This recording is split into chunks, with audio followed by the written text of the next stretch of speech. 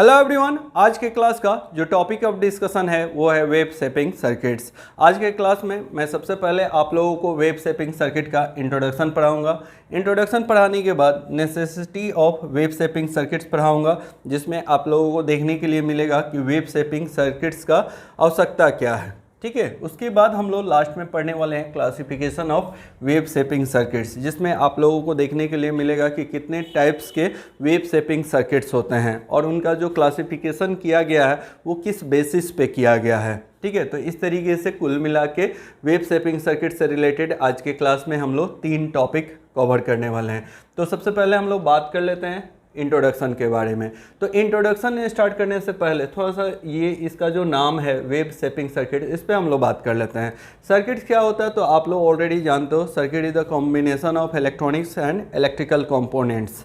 ठीक है, हम लोग जानते हैं कि जो सर्किट्स होता है वो कॉम्बिनेशन होता है इलेक्ट्रिकल एंड इलेक्ट्रॉनिक्स कंपोनेंट्स का। मतलब बहुत सारे इलेक्ट्रॉनिक्स और इलेक्ट्रिकल कंपोनेंट्स को किसी पर्टिकुलर पर्पस से एक साथ जब कनेक्ट किया जाता है या जोड़ा जाता है तो एक सर्किट फॉर्म होता है। हर एक सर्किट एक पर्टिकुलर जॉब परफॉर्म करता है। तो वेब शेपिंग सर्किट्स यानी कि ये भी हमारा इलेक्ट्रॉनिक्स कंपोनेंट्स और इलेक्ट्रिकल कंपोनेंट्स से बना हुआ एक सर्किट्स है। ठीक है, अब सर्किट्स के बहुत सारे टाइप्स होते हैं, वो हम लोग डिस्कस नहीं करेंगे। ठीक है, तो सर्किट्स क्या होता है वो तो ऑलरेडी जानते हैं हम लोग। सबसे पहले वेब के डिस्कस करने से पहले शेप पे बात कर लेते हैं कि शेप क्या होता है और शेपिंग क्या होता है। शेप का मतलब आप लोगों को पहले से भी पता होगा कि शेप का मतलब होता है आकार। ठीक है, हम लोग रेगुलर लाइफ में भी बहुत सारी चीज़ों के बारे में बात करते रहते हैं कि फलना जो चीज़ है उसका शेप ऐसा है, शेप वैसा है। किसी चीज़ का हम लोग जैसे मान लो खराबी निकालना रहता है तो बोलते हैं कि यार इसका शेप अच्छा नहीं है। ठीक है अभी रिसेंटली कोई मेरे बाइक का बोल रहा था कि इसका टंकी का शेप बड़ा अजीब सा है। मतलब टंकी का जैसे बाइक का जो टंकी होता है, मतलब ये हम 1-2 दिन पहले जो मेरे साथ हुआ उसको हम बता रहे हैं। वैसे बहुत सारी चीज़ों का शेप के बारे में हम लोग बात करते रहते हैं। तो सामने वाले ने बोला कि आपके बाइक का जो टंकी का शेप है, आजकल जान ही रहे हो स्टाइलिश बाइक आ रहा है सब, तो उसके टंकी के बारे में किसी ने बोला कि अच्छा शेप नहीं है। शेप का मतलब क्या होता है, उसका आकार। शेपिंग का मतलब क्या होता है, शेपिंग का मतलब होता है आकार देना। ठीक है, shaping is the process. Shaping क्या है, एक प्रोसेस है जिसके थ्रू किसी चीज़ का आकार दिया जाता है या किसी चीज़ का आकार बनाया जाता है। और यहाँ पे वेब शेपिंग बोलने का क्या मतलब है, तो वेब शेपिंग का मतलब ये है कि वेब का आकार बनाना। ठीक है, पहले से बेसिकली ये होता क्या है उस पर हम लोग डिस्कस कर लेते हैं तो आपको समझ में आ जाएगा कि वेब शेपिंग सर्किट्स क्या होता है।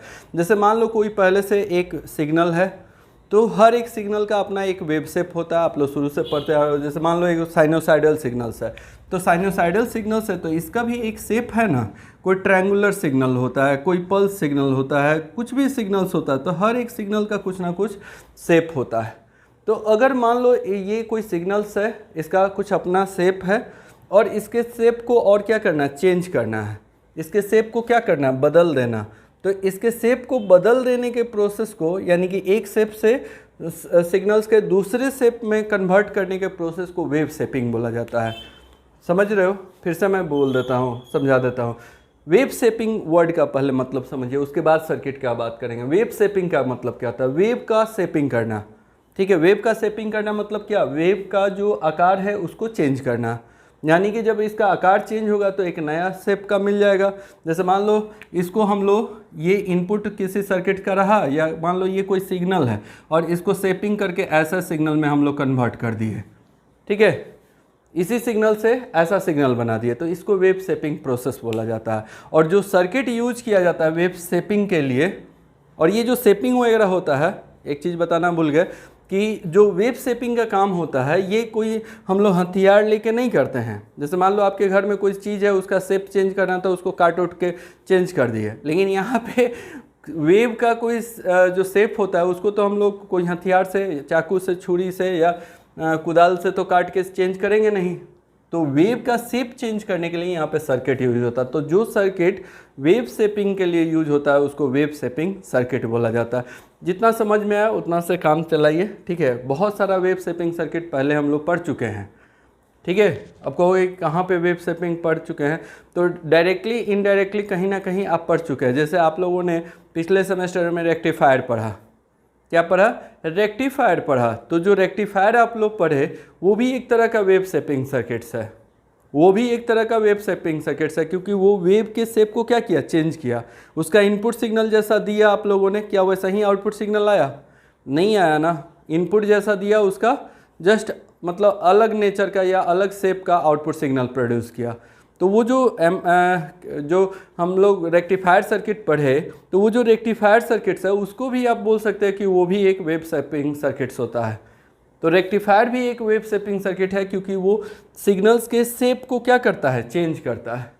तो वही चीज़ हम बोल रहे हैं कि डायरेक्टली इनडायरेक्टली बहुत सारा ऐसा सर्किट है जो आप लोग पढ़ चुके हैं जो कि वेव शेपिंग का काम करता है, वो भी हमारा वेव शेपिंग सर्किट कहलाता है। ठीक है, तो चलिए फर्स्ट पॉइंट देखते हैं इंट्रोडक्शन का। The process of generating new wave form, the process of generating new wave form from older wave form by using a certain circuits.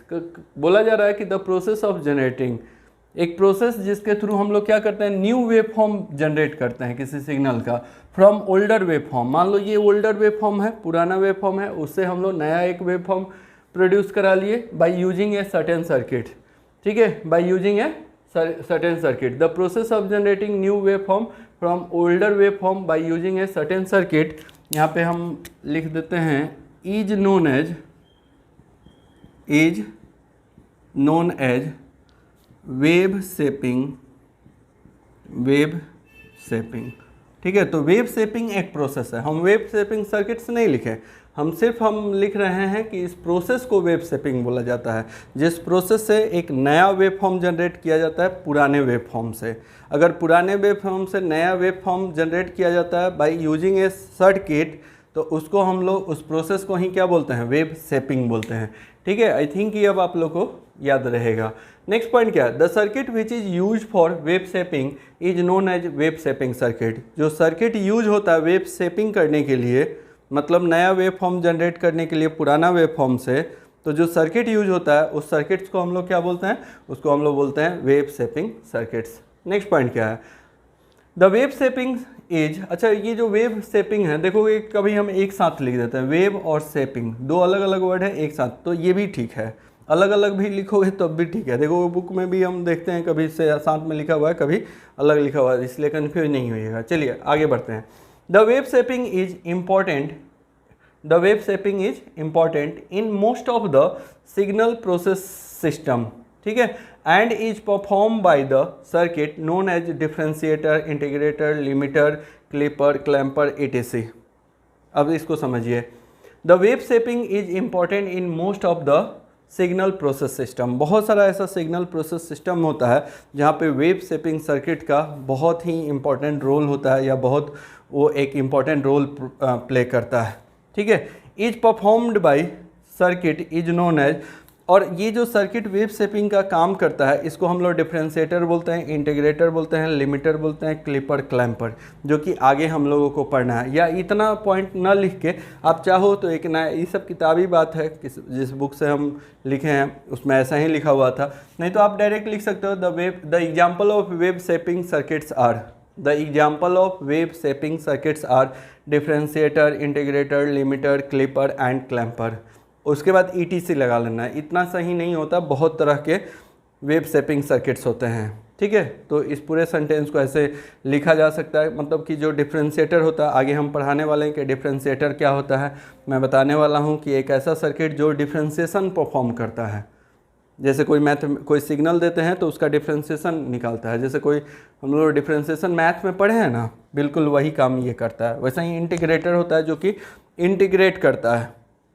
फिर लिमिटर्स होता है, क्लिपर, क्लैम्पर, ये बहुत सारा चीज़ जो है हम लोगों को सर्किट में पढ़ना है, इसलिए ज़्यादा इस पर बहस करने से अच्छा है कि जब आप डिटेल्स में पढ़िएगा तो आपको ऐसे ही समझ में आ जाता है कि ये सब सर्किट क्या होता है। अब हम लोग बात कर लेते हैं necessity of wave shaping circuits के बारे में। नेसेसिटी का मतलब होता है आवश्यकता।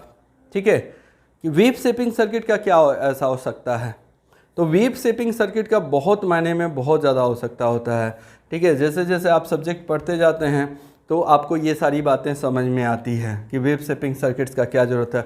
आपको मान लो जैसे बोला जाए कि रेक्टिफायर का क्या ज़रूरत है, रेक्टिफायर तो वेव शेपिंग सर्किट्स है। ठीक है, तो रेक्टिफायर का काम क्या है, तो आप बोलोगे कि सर रेक्टिफायर का तो बहुत इंपॉर्टेंट रोल है भाई हमारे पूरे जो भी हमारा यूज है इलेक्ट्रिकल सिग्नल्स का, उसमें बहुत ज़्यादा इंपॉर्टेंट रोल प्ले करता है, क्योंकि रेक्टिफायर एसी सिग्नल को पल्सेटिंग डीसी सिग्नल में कन्वर्ट करता है।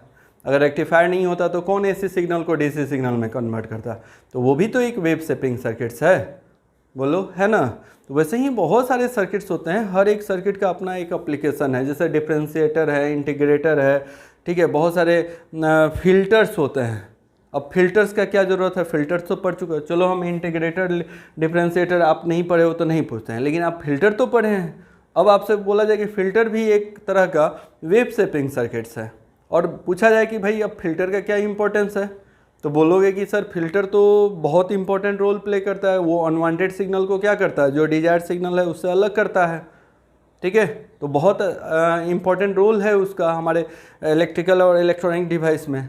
तो वो भी तो एक तरह का वेव शेपिंग सर्किट्स है।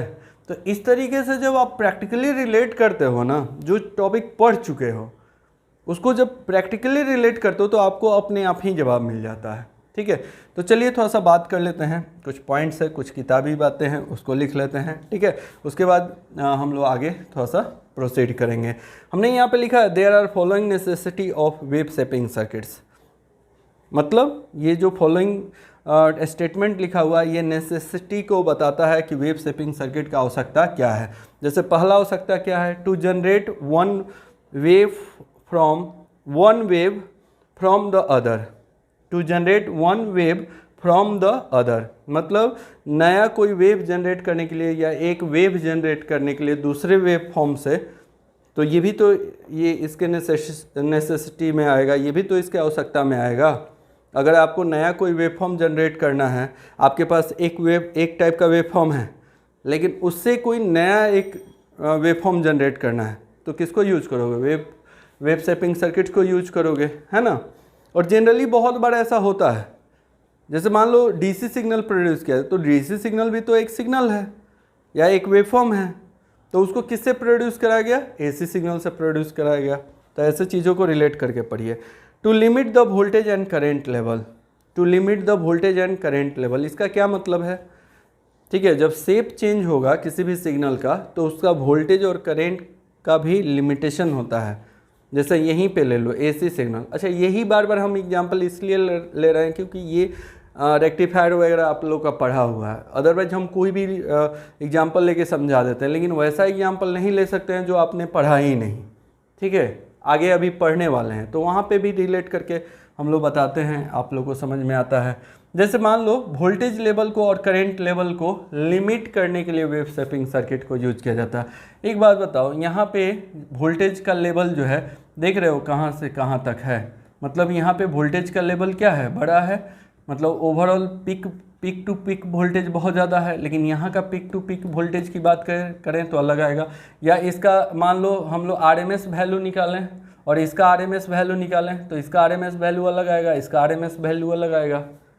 तो ये क्या करता है, आरएमएस वोल्टेज का वैल्यू निकाल लो, आरएमएस करेंट का वैल्यू निकाल लो, तो कहीं ना कहीं तुम्हारा वोल्टेज और करेंट का जो लेवल है उसको लिमिट करता है। या ऐसा ही बहुत सारा ऐसा सर्किट आगे अभी हम लोग पढ़ने वाले हैं, देखोगे ऐसा कोई सिग्नल होगा, ऐसा कोई ट्रायंगुलर सिग्नल हम लोग दिए, वेव शेपिंग सर्किट से पास कराया, और वेव शेपिंग सर्किट देखो कैसा आउटपुट प्रोड्यूस किया।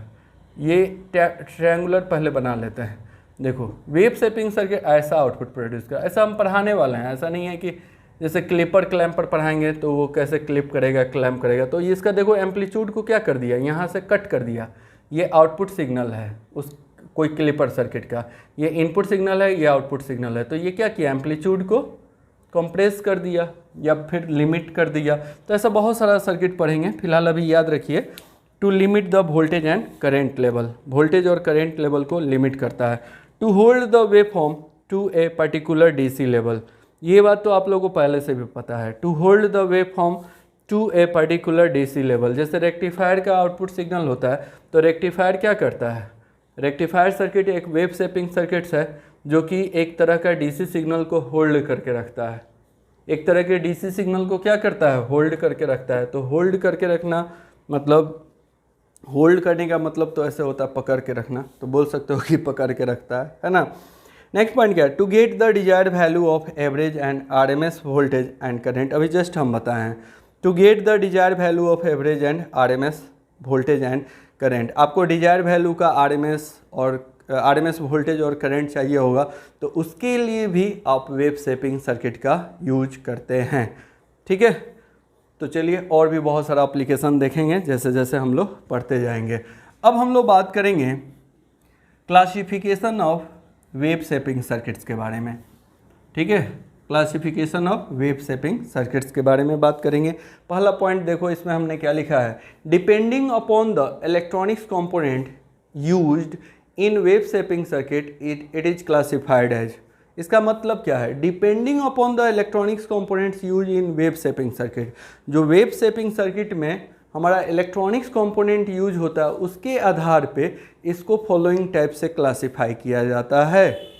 आप लोग ऐसे समझिए दम लेमन के भाषा में कि जो वेव शेपिंग सर्किट्स होता है उसका क्लासिफिकेशन किया जाता है उसमें यूज होने वाले जो इलेक्ट्रॉनिक्स कंपोनेंट्स हैं या इलेक्ट्रिकल कंपोनेंट्स हैं उनके नेचर के आधार पे। जैसे आप लोग जानते हैं कि बहुत सारा ऐसा इलेक्ट्रॉनिक्स कंपोनेंट्स है जो कि लीनियर नेचर का होता है, कुछ ऐसे भी कंपोनेंट्स हैं जो कि नॉन लीनियर नेचर के होते हैं।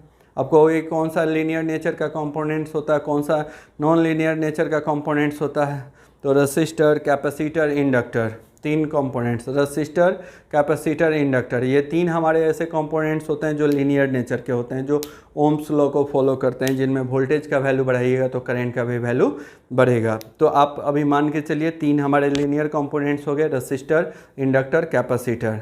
ठीक है, और दो नॉन लीनियर कंपोनेंट्स होते हैं जो कि एक्टिव कंपोनेंट्स भी कहलाते हैं, डायोड एंड ट्रांजिस्टर। आ रहा है बात समझ में? तो ये जो कंपोनेंट्स होते हैं यही 5 कंपोनेंट्स यूज होते हैं वेव शेपिंग सर्किट्स में।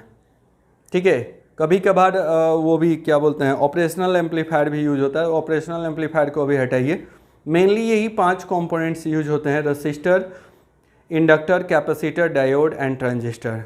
ठीक है, और इनका जो नेचर है उस नेचर के अनुसार ही वेव शेपिंग सर्किट्स को क्लासिफाई किया जाता है।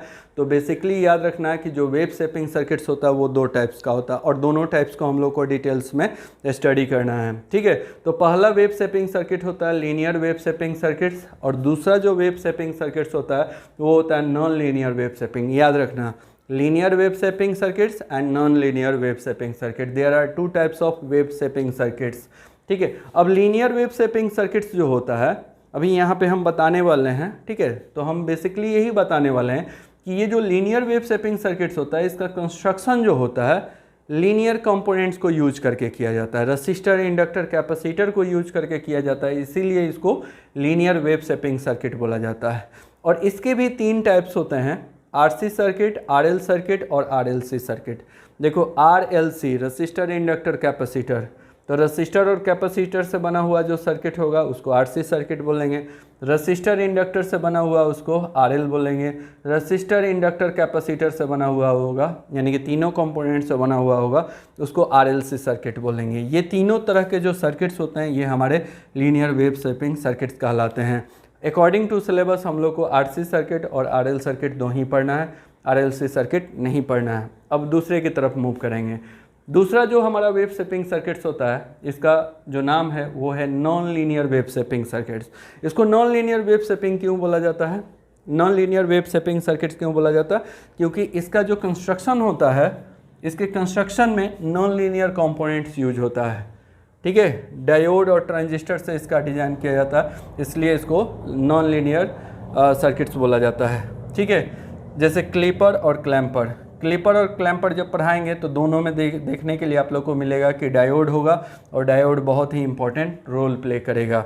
ठीक है, तो वैसा सर्किट्स, वैसा वेव शेपिंग सर्किट जो कि नॉन लीनियर कंपोनेंट से डिज़ाइन किया जाता है या कंस्ट्रक्ट किया जाता है उसको हम लोग non linear wave form circuit बोलते हैं। और इसके भी 2 टाइप्स होते हैं, क्लिपर एंड क्लैम्पर। बहुत पढ़ने में मज़ा आता है और बहुत आप लोगों के लिए VVI टॉपिक है, आगे चल के इससे JEE लेवल में क्वेश्चन पूछे जाते हैं। ठीक है, तो इसको हम लोग पढ़ेंगे, एंजॉय करेंगे। ठीक है, चलिए अब ये हम लोग समझ गए कि वेव शेपिंग सर्किट 2 तरह का होता है, linear wave shaping circuit and non linear wave shaping circuits. अब थोड़ा सा लीनियर वेव शेपिंग सर्किट का फिर उसके बाद non linear wave shaping circuit का इंट्रोडक्शन पढ़ लेते हैं। ठीक है, ताकि नेक्स्ट वीडियो लेक्चर से अपना नेक्स्ट टॉपिक हम लोग स्टार्ट करें। तो लीनियर वेव शेपिंग सर्किट्स क्या होता है, अभी जस्ट हमने बताया था कि वैसा सर्किट्स जो कि लीनियर कंपोनेंट से कंस्ट्रक्ट किया जाता है उसको लीनियर वेव शेपिंग सर्किट्स बोलते हैं। देखो यही चीज़ यहाँ पे हमने लिखा है, the circuit is constructed by using only linear circuit element such as resistor, inductor and capacitor is known as linear wave shaping circuits. ठीक है, वैसा सर्किट जो सिर्फ और सिर्फ या केवल, यहाँ पे देखो लिखा हुआ the circuit is constructed by using only word लगा हुआ है, सिर्फ और सिर्फ क्या यूज होगा, तो लीनियर सर्किट एलिमेंट यूज होगा। और लीनियर सर्किट एलिमेंट तीन ही होता है, रजिस्टर, इंडक्टर एंड कैपेसिटर। अगर इन तीनों को यूज करके कोई वेव शेपिंग सर्किट बन रहा है, ठीक है, इसमें डायोड और ट्रांजिस्टर गलती से भी नहीं आना चाहिए तब हम लोग इसको क्या बोलेंगे, लीनियर वेव शेपिंग सर्किट्स बोलते हैं। फिर से मैं इस पॉइंट को रिपीट कर देता हूँ, the circuit is constructed by using only linear circuits elements such as resistor, capacitor, inductor is known as linear wave shaping circuit. तो आई थिंक ये आप लोग को समझ में आ गया होगा। नेक्स्ट पॉइंट है उसको भी पढ़ लेते हैं। Such circuit are use to perform of differentiation and integration summation, यहाँ पे एंड नहीं लिखना चाहिए, ठीक है, क्योंकि आगे और भी कंटिन्यू है। Differentiation, integration, summation, filtering, etc, ये जो non linear wave shaping circuits होता है, ठीक है, इसके फंक्शन को लिखा गया है। ये डिफ्रेंशिएशन परफॉर्म करता है। डिफ्रेंशिएशन क्या होता है, तो कोई जो सिग्नल्स देंगे, जैसे साइनोसाइडल सिग्नल देते हैं, तो उसका क्या करेगा, डिफ्रेंशिएशन करेगा। फिर इंटीग्रेशन परफॉर्म करता है। समेशन में एडिशन होता है, ठीक है, कोई 2 या 3 सिग्नल को जोड़ने का काम करता है। साथ ही साथ फिल्टरिंग वाला जो सर्किट्स होता है वो भी इसी के कैटेगरी में आता है। फिल्टरिंग में जानते हो ऑलरेडी आप लोग, अनवांटेड सिग्नल को वो क्या करता है, एलिमिनेट करता है। तो इस तरीके से आप लोगों ने जाना कि लीनियर वेव शेपिंग सर्किट्स क्या होता है। तो लीनियर वेव शेपिंग सर्किट्स का कुछ फंक्शन लिखा हुआ है, 4 फंक्शन हमने लिखा है, differentiation, integration, summation, filtering, etc. ठीक है, तो एक काम कीजिए, वीडियो को पॉज कीजिए, फटाफट यहाँ तक लिख लीजिए, उसके बाद हम लोग non linear wave shaping circuit के बारे में पढ़ेंगे। तो अब हम लोग बात करेंगे non linear wave shaping circuits के बारे में। ठीक है, तो non linear wave shaping circuits क्या होगा, थोड़ा सा उसके बारे में बात कर लेते हैं, जो कि ऑलरेडी हम बता भी चुके हैं। ठीक है, तो non linear wave shaping circuits ऐसा होता है जिसके सर्किट कंस्ट्रक्शन के लिए non linear circuit elements use हो। लेकिन ऐसा नहीं होता है कि सिर्फ और सिर्फ non linear circuit element use होगा। तो नॉन लीनियर सर्किट एलिमेंट्स हमारा डायोड और ट्रांजिस्टर होता है। तो ऐसा नहीं होगा कि जो non linear wave shaping circuits है उसमें सिर्फ और सिर्फ डायोड और ट्रांजिस्टर यूज होगा, ऐसा नहीं होता है। मतलब डायोड और ट्रांजिस्टर एक ना एक रहेगा, ये मस्ट है। ठीक है, तभी उसको नॉन लीनियर वेव शेपिंग बोलेंगे। साथ ही साथ उसमें लीनियर कंपोनेंट्स भी होगा, जैसे उसमें रजिस्टर भी हो सकता है, इंडक्टर भी हो सकता है, कैपेसिटर भी हो सकता है। ठीक है, ये भी कंपोनेंट्स होंगे। लेकिन मैं क्या बोल रहा हूं कि नॉन लीनियर कंपोनेंट्स मस्ट है कि एक होगा। अगर नॉन लीनियर कंपोनेंट्स नहीं होगा, सिर्फ लीनियर कंपोनेंट्स होगा, तो फिर उसको हम लोग लीनियर वेव शेपिंग सर्किट्स बोलेंगे। ठीक है, तो आगे हम जब क्लिपर क्लैम्पर पढ़ाएंगे तो वहाँ पे आप लोगों को ओबियसली देखने के लिए मिलेगा कि डायोड के साथ रजिस्टर, कैपेसिटर, ये सब भी एलिमेंट्स यूज होते हैं। ठीक है, तो देखो फर्स्ट पॉइंट हमने क्या लिखा, the circuit is constructed by using non linear as well as linear circuits elements. मतलब कोई सर्किट जिसका कंस्ट्रक्शन किया जाता है non linear as well as linear circuit elements से, such as diode, transistor. Diode, transistor non linear circuit elements हो गए। उसके बाद रजिस्टर, इंडक्टर एंड कैपेसिटर, ये क्या हो गए, लीनियर सर्किट एलिमेंट हो गए। ये तीनों is known as non linear wave shaping circuit. ऐसा सर्किट्स जो कि लीनियर और साथ ही साथ नॉन लीनियर एलिमेंट्स के साथ डिजाइन किया जाता है, तो उसको हम लोग non linear wave shaping circuits बोलते हैं। अब इसका एप्लीकेशन क्या है, such circuits are use to perform function of amplitude limiting, clipping and clamping. सही पूछे तो ये जो क्लिपिंग और क्लैंपिंग होता है ना, तो क्लैंपिंग को छोड़ दिया जाए तो जो क्लिपिंग होता है वो एम्पलीट्यूड लिमिटिंग करने का काम करता है। ठीक है, एम्पलीट्यूड को क्या करता है, लिमिट करने का काम, करने का मतलब है कि घटाने का काम करता है। एम्पलीट्यूड को कोई सिग्नल होगा तो उसके एम्पलीट्यूड को क्लिप करने का मतलब है कि घटाने का काम करता है। आया बात समझ में। तो ये सब टॉपिक अब 1 बाय 1 एक एक चीज़ हम जब लोग पढ़ेंगे तो आपको प्रैक्टिकली देखने के लिए मिलेगा। अभी तो हम लोग ऐसे ही बस बात कर लिए कि नॉन लीनियर सर्किट और लीनियर वेव शेपिंग सर्किट्स क्या होता है। लेकिन जब इसका एक एक एग्जाम्पल करेंगे हम लोग, आगे के जो टॉपिक्स हैं डिटेल्स में जब हम लोग पढ़ेंगे तो आपको बहुत अच्छे से समझ में आएगा। तो चलिए आज की क्लास में यहीं तक रहने देते हैं, नेक्स्ट वीडियो लेक्चर में मिलते हैं अगले टॉपिक के साथ। Thank you.